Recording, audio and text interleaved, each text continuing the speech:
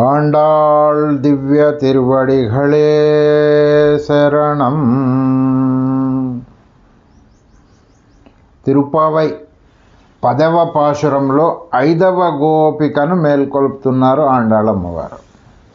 நோத்துச்சு வர்க்கம் புகுகின்ற அம்மனாய் மாத்தமும் தாராரோபா செல் திரவாதார் நாத்தத்துழாய் முடி நாராயணன் நம்மால் போத்தப்பறை தரும் புண்ணிய நாள் பண்டொரு நாள் கூத்தத்தின் வாய் வீழ்ந்த கும்பகர்ணமுன் தோத்துமுனக்கே பெருந்தியல் தான் தந்தானோ ஆத்த அனந்தலுடையாய் அருங்கலமே தேத்தமாய் வந்து திரவேலோరెంబావాయ్. నోతుచ్చు వర్గం పుగుగిన్ర అమ్మనాయ్. మాకన్నా ముందుగానే నొమ్ము నోచి సుఖానుభవమును పొందినటువంటి తల్లి మాత్తముం తారారో వాసల్ తిరువాదార్. నీవు తలుపు తెరవకపోయినా కనీసం మాట్లాడరాదా? అమ్మనాయ్, మాకు నాయకురాలా? నాత్తతుళాయ్ ముడి నారాయణన్, కిరీటమునందు తులసి కలవాడు. నమ్మాల్ పొత్తపరై తరుం పుణ్యనాల్, మేము అతనిని స్తోత్రం చేయగానే ఆయన మాకేమిస్తాడు? పర అనేటువంటి వాయిద్యాన్ని ఇస్తాడు. కుంభకర్ణమున్ తోత్తు మునక్కే పెరుంతియల్ తాన్ తందాను. కుంభకర్ణుడు నీతో పోటీలో ఓడిపోయి నీకుగానేమైనా పెను నిద్రను ఇచ్చి వేసినాడా అని అడుగుతున్నారు. ఆత్త అనందలుడయాయ్, అధికమగు నిద్ర గలదానా? అరుంగలమే, ఆభరణమా? తేత్తుమాయ్ వందు తిరవేలోరెంబావాయ్, తేరుకొని వచ్చిన దానిపై తలుపు తెరువమ్మా అని అంటున్నారు.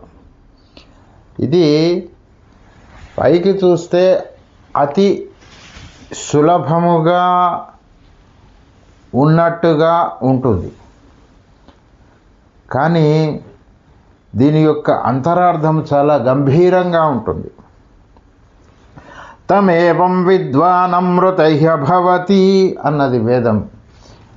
అంటే ఆ పరమపదములో లభించేటువంటి ఆ పరమ సౌఖ్యాన్ని, ఆనందాన్ని, ఆ అమృతాన్ని ఇక్కడే అనుభవించవచ్చు అని వేదం చెప్తున్నది. అటువంటి ఆనందాన్ని ఇక్కడే అనుభవించుతున్నది ఈ గోపిక. ఈ గోపిక అంటే ఎవరు? ఇందులో మేల్కొనబడేటువంటి ఆ గోపిక ఉంది కదా, ఎవరినైతే మేల్కొలుపుతున్నారో ఆమె నమ్మాళ్వార్. అందుకే అరుంగలమే అని అంటున్నారు.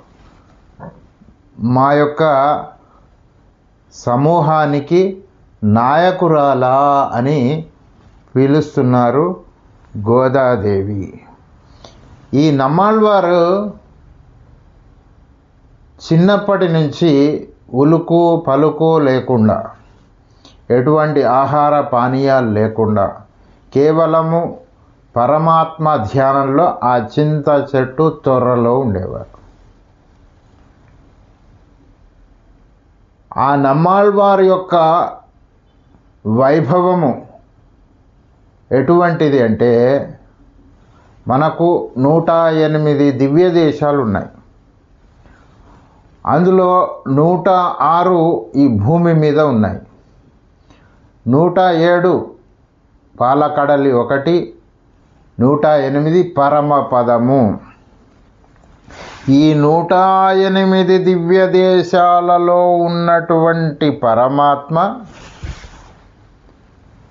ఆ వివిధ రూపాలలో వారి వారి వాహనాల మీద అధిరోహించి నమ్మాళ్వారి దగ్గరికే వచ్చారు.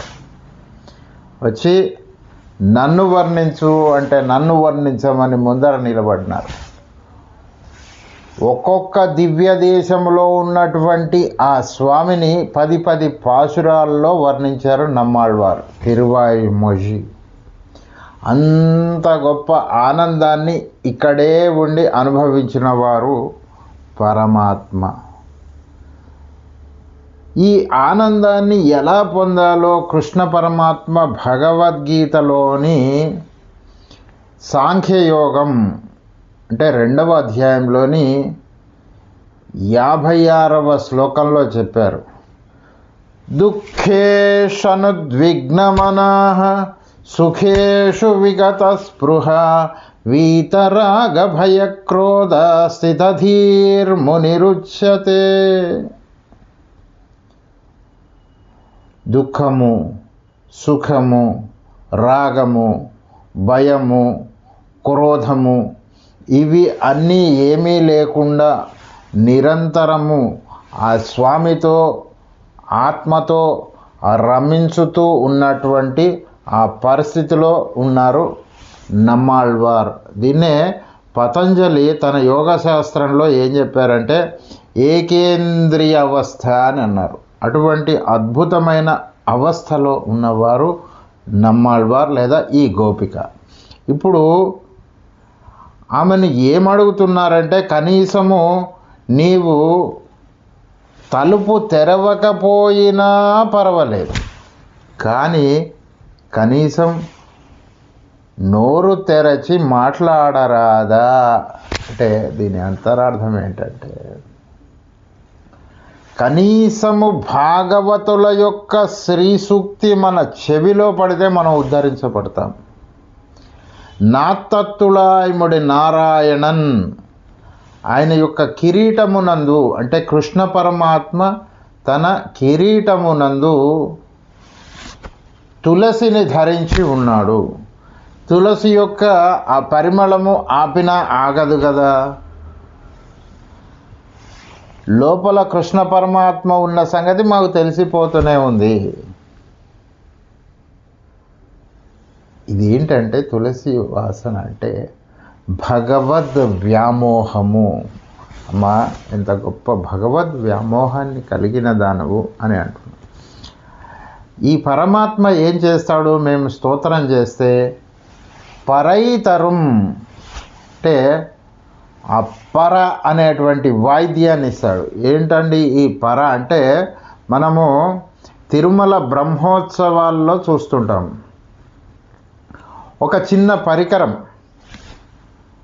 వాయిద్య పరికరం, చిన్న డోలులాగా ఉంటుంది. అది దాన్ని గుండెల మీద కట్టుకుంటారు, నోటితో పాట పాడుతుంటారు, దాన్ని వాయిస్తుంటారు. అంటే మనోవాకాయ కర్మలు తోటి చేసేటువంటి ఆ పని ఉన్నది కదా. అలాగా మనము భగవంతుణ్ణి స్తోత్రం చేస్తే ఆయన మరి పర ఇస్తాడు. ఏంటా పర ఇస్తాడు అంటే పరమ పదము, పర అనేటువంటి వాయిద్యాన్ని ఇచ్చేవాడు అని చెప్పి కుంభకర్ణుడు నీకేమైనా పెను నిద్ర ఇచ్చాడమ్మా అని అడుగుతున్నారు. ఇక్కడ కుంభకర్ణుడు అంటే కుంభము నుంచి ఉద్భవించిన మహానుభావుడు అగస్త్యుల వారు.